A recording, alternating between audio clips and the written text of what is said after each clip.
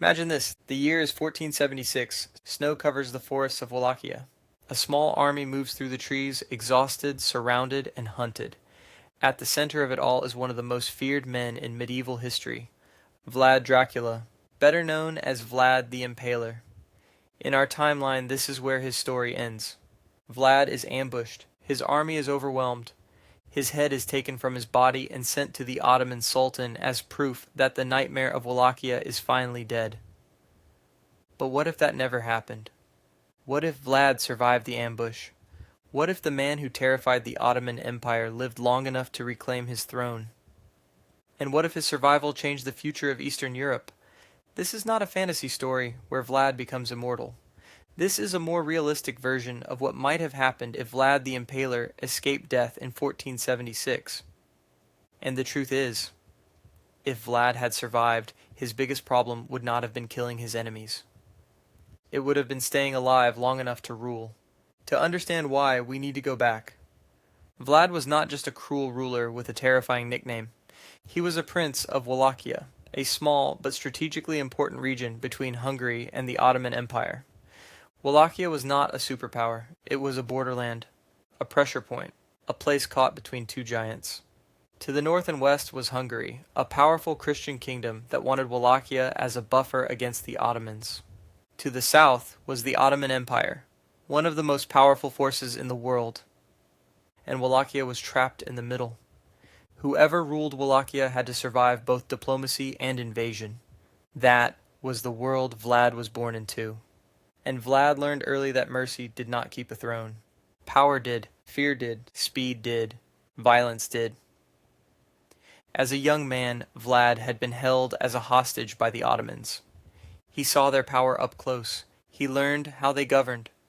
He learned how they punished. He learned how empires break smaller kingdoms. And later, when he became ruler of Wallachia, he used fear as a weapon.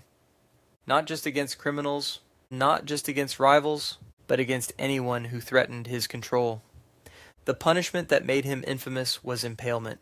It was slow, it was public, it was horrifying, and that was the point. Vlad did not want people to simply lose a battle. He wanted them to lose the will to challenge him. In our timeline, Vlad's most famous conflict came against Sultan Mehmed II, the Ottoman ruler who had conquered Constantinople. This was not some weak enemy. Mehmed was one of the most successful rulers of his age, and Vlad went to war with him. He attacked Ottoman territory, he used guerrilla warfare, he destroyed supplies, he struck at night, and when the Ottomans advanced into Wallachia, Vlad turned the land itself into a trap. Wells were poisoned, villages were emptied, livestock was removed, roads became dangerous. And then came the famous night attack. Vlad and his men launched a surprise attack on the Ottoman camp, hoping to kill the Sultan himself. They failed to kill Mehmed, but the attack became legendary. Then, as the Ottomans pushed deeper into Wallachia, they found something even worse. A forest of impaled bodies, thousands of corpses raised on stakes, a message written in horror. Turn back. This is what waits for you here. Even if some details were exaggerated by enemies and later writers, the message was real. Vlad had built his reputation on terror, and it worked, for a time, but terror creates enemies. And Vlad had many. The Ottomans hated him. Many Wallachian nobles feared him. Hungarian leaders did not fully trust him. His own position was never secure. That is why his survival in 1476 would not automatically mean victory. It would begin a new problem. Let's return to the alternate timeline. The ambush begins. Vlad's men are scattered. The attack comes fast. In the confusion, Vlad realizes this is not just a battle. It is a trap. In our timeline, he dies here. But in this version, one of his loyal guards spots a gap in the enemy line. Vlad is wounded, but not killed. A small group breaks through the trees. They ride north through snow, blood, and darkness. By morning, the battlefield is full of bodies. But Vlad Dracula is not among them. At first, no one knows. Rumors spread.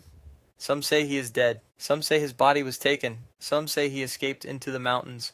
And for a ruler like Vlad, uncertainty is powerful, because if people are not sure he is dead, they are afraid he might return. The Ottomans would immediately want proof. They would know that a living Vlad is dangerous. Not because he can defeat the Ottoman Empire alone. He cannot. But because he can destabilize the border.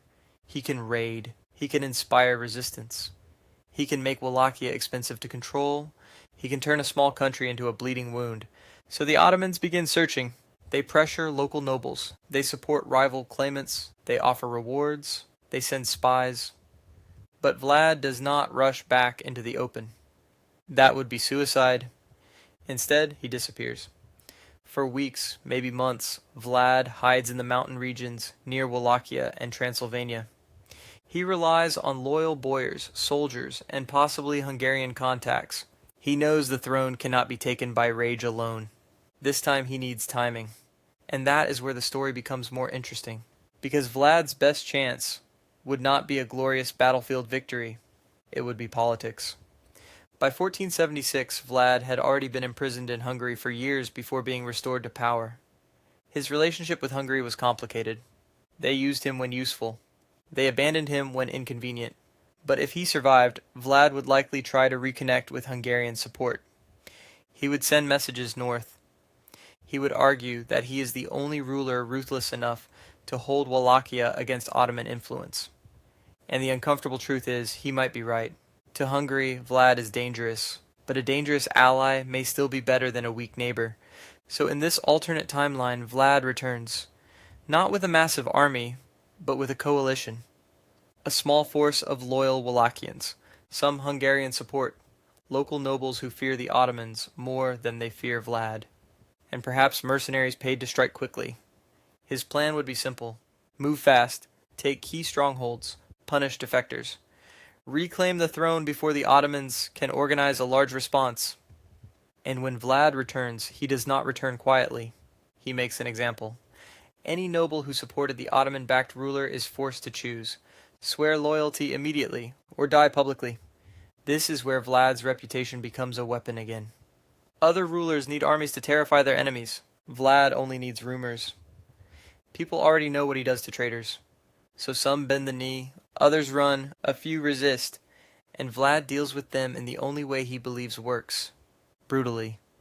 Within months, Vlad may realistically regain partial control of Wallachia, not total control, not peace, but enough to declare himself ruler again. And this is where the consequences begin. The Ottoman Sultan now faces a decision. Does he launch a major campaign to crush Vlad?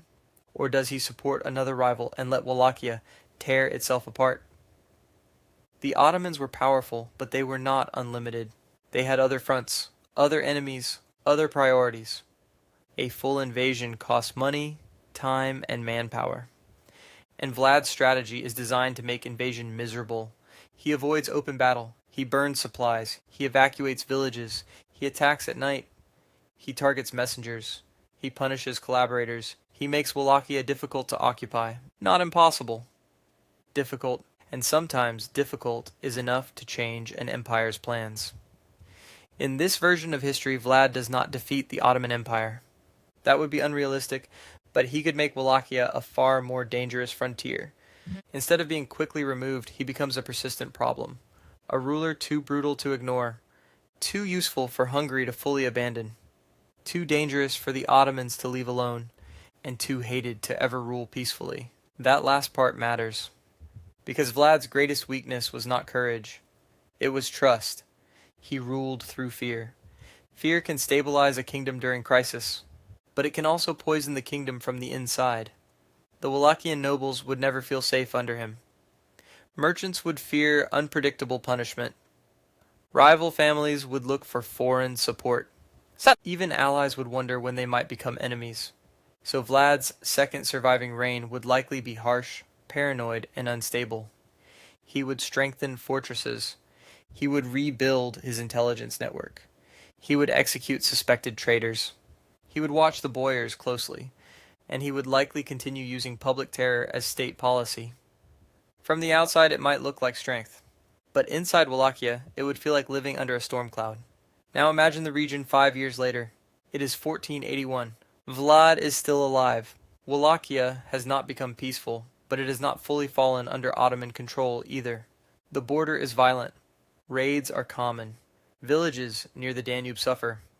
Ottoman outposts are attacked. Hungarian commanders quietly support anti-Ottoman resistance when it suits them, and Vlad's name becomes even darker than before. In our timeline, death froze Vlad into legend. But in this timeline, survival makes the legend grow while he is still alive. Stories spread across Europe. Some say he eats among the impaled. Some say he drinks blood. Some say he cannot be killed. Some say even the Sultan fears his name. Most of these stories are exaggerated, but exaggeration is part of power. Vlad would understand that. He might even encourage it.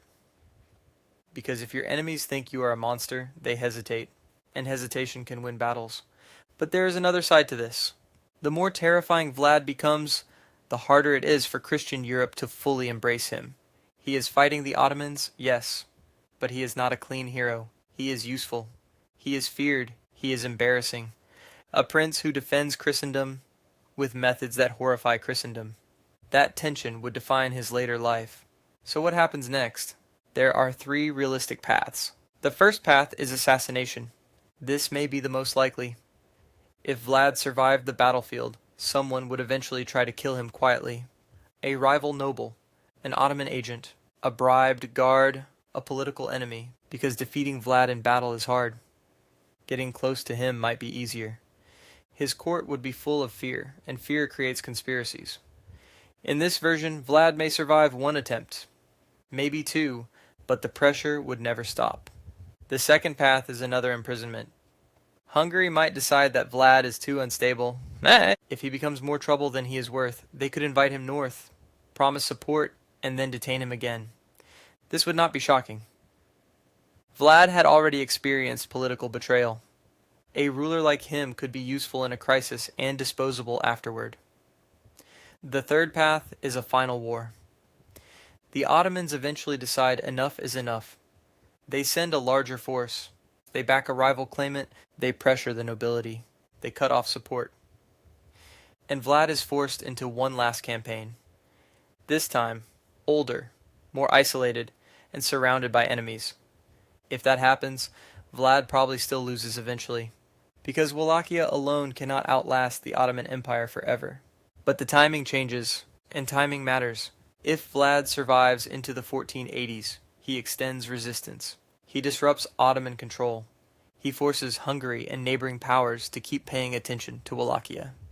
He may inspire later anti-Ottoman leaders by proving that fear, speed, and terrain can slow even a massive empire.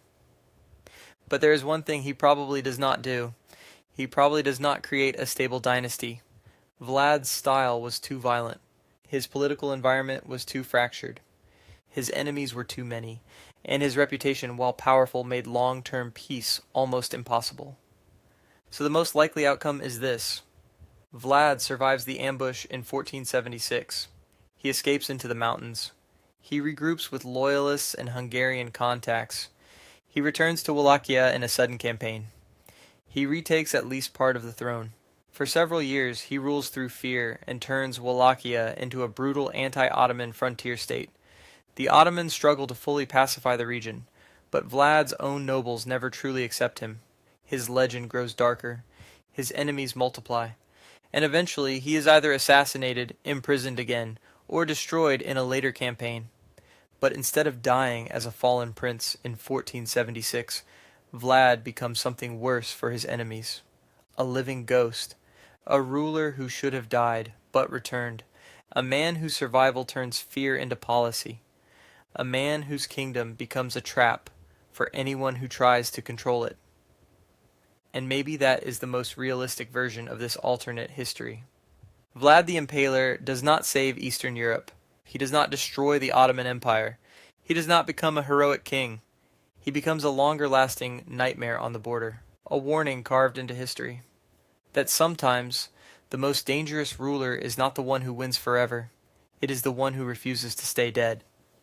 And if Vlad Dracula had survived that final battle, the world may not have remembered him as a dead monster of the past. Nay, it may have remembered him as the man who came back from the grave before Dracula was ever a vampire. What historical what if should we explore next?